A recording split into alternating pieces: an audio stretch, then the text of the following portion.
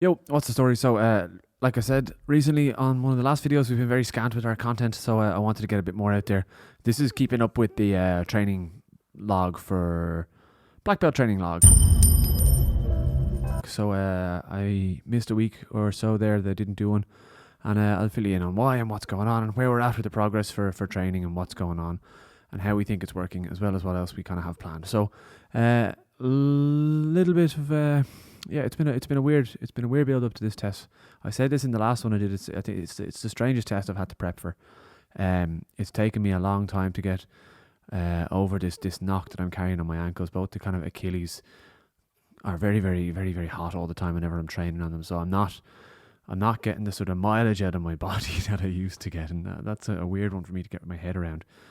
So I'm still doing the weekly physio sessions with Dr. Payne, Mr. Luke Gibbons, who, if you want to see what his content is about, you can go check out our recent video with him, where he talked to us at length with about a few different topics like stretching and flexibility and how to isolate stuff in Taekwondo specifically.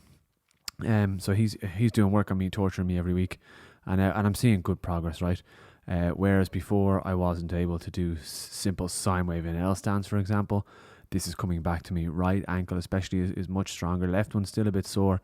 I'm very conscious. Any sparring work, for example, I'm always conscious, or even hitting pads now, hitting heavy shields with Dolly Ochagis. That's liable to just spark that off and stop me in my tracks. So I'm very, very conscious of that, guarding that a lot.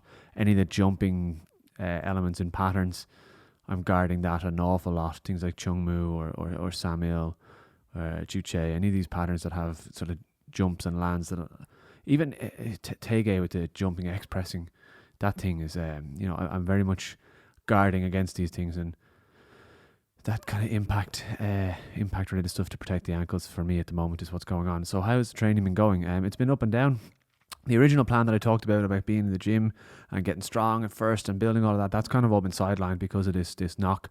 So now the plan has been slightly adjusted to be,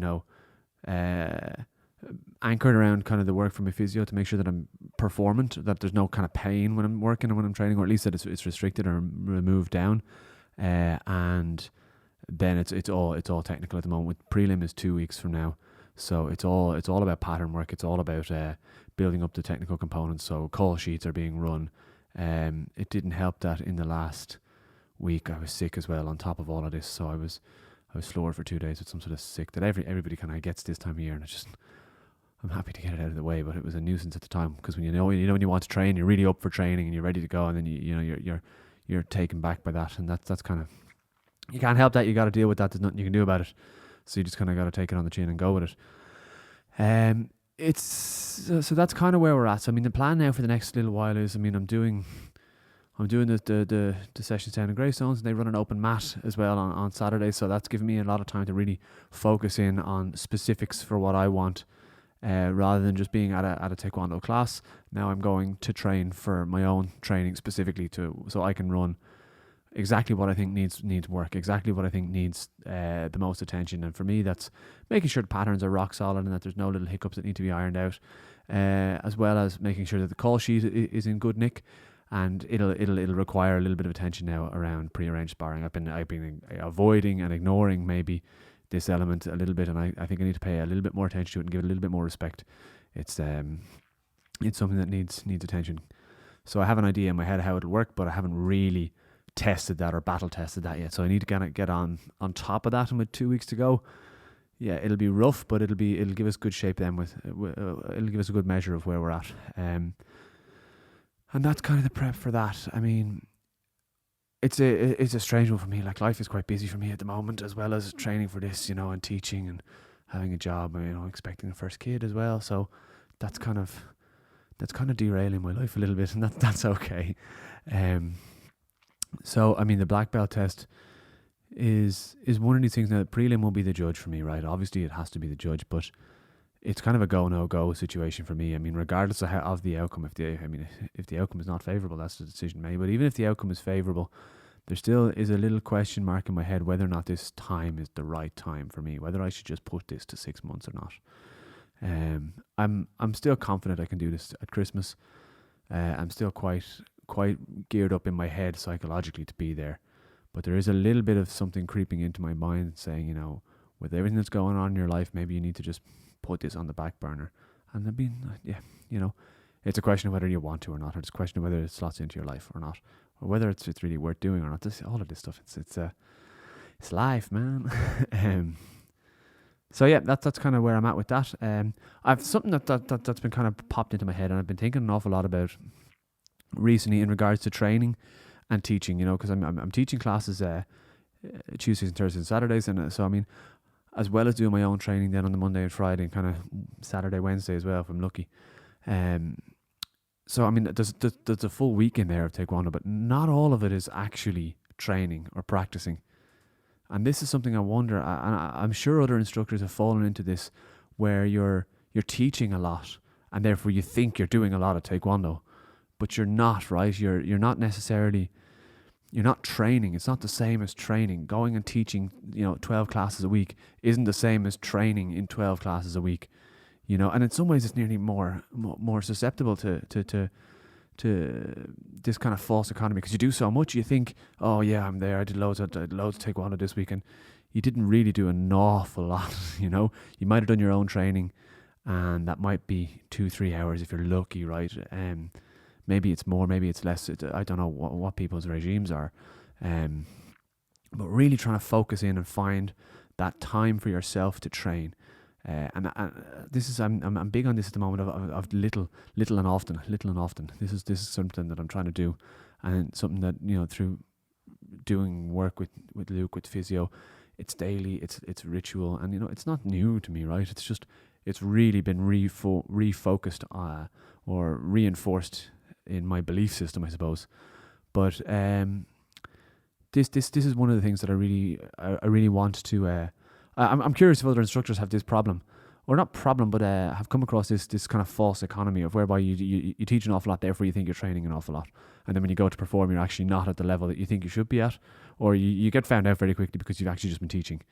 The other flip side of this is, when you're teaching, there's an awful tendency in the middle of the class, like, okay, we're doing high, psychic, hook kick, or whatever it might be, and you have a tendency to just throw these shots out, and you're not warm, you're not in the mode, and you're demonstrating, and you feel as an instructor you have to be on, and you have to be able to just go, and you run the real risk of injuring yourself, or at least I do. I don't know about other people. Maybe some people are just able to just go from zero, but you kind of kick outside your parameters maybe, or you turn sharply, or you whatever it might be. You're just not warm, right? You're not in that mode, and it really requires restraint. And this is what I was saying at the start about guarding, or not, kind of working with my body and trying to make that work for me. So doing teaching a class around special technique, for example, and then demonstrating high flying side kick or demonstrating jump overhead or whatever it is not a smart idea for me, because I'm especially coming from cold, right? So even if I was in the class and I was training, I'd be reluctant to jump into them now at the moment, right? With tests around the corner, I'm kind of guarding my body. So this is the sort of thing that I'm kind of prepping for. And it's something that's in the back of my head, that teaching isn't the same as training, and that sounds obvious, but it's that kind of illusion of participation by proxy. Is that the word I'm looking for? And that's kind of where we're at with. Like I said, the whole build up strategy has been kind of changed and derailed. I didn't think the injuries would last as long as they did. They're an awful lot better, but they need a bit more work. In general, in good shape for it. Just a few things now that need attention, and really working hard now towards prelim, and make a call then 4 weeks out from that. So it's 2 weeks of the prelim, and then the prelim's end of October, test is start of December. So that gives me kind of a couple of weeks in to make my call, and I'll know by the start of November whether this is go or no go. I'll know after the prelim whether I want to do this. I think I say that now, but I know in my head what I want to do. But we'll see what life throws at me, and we'll see then, after a week or two of zero sleep, whether or not I still want to go and test. But plan is still to test, and let's see if that goes ahead, right? So that's the training update. I'm sorry they've been so scant. I hope people are finding interesting insights into this. I have been meaning to get the pattern stuff done as well. I've been talking about the patterns feedback from the umpires. I'm waiting on one piece of feedback from one umpire, and then I'll be able to start posting the results, and I'm going to give it the week, or else I'm just going to post the two that I've got.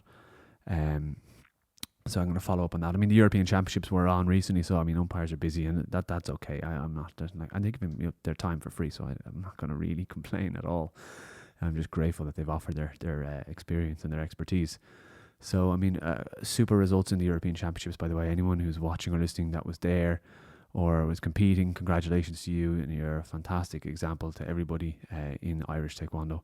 You did a really phenomenal job. I was following the results and I was following the action, and it's a super thing to see, and it's a super thing to have in Ireland for ITF Taekwondo to finish fifth in the European Championships is a really good achievement, with a really cool squad, a really good young squad that's only going to develop and continue on.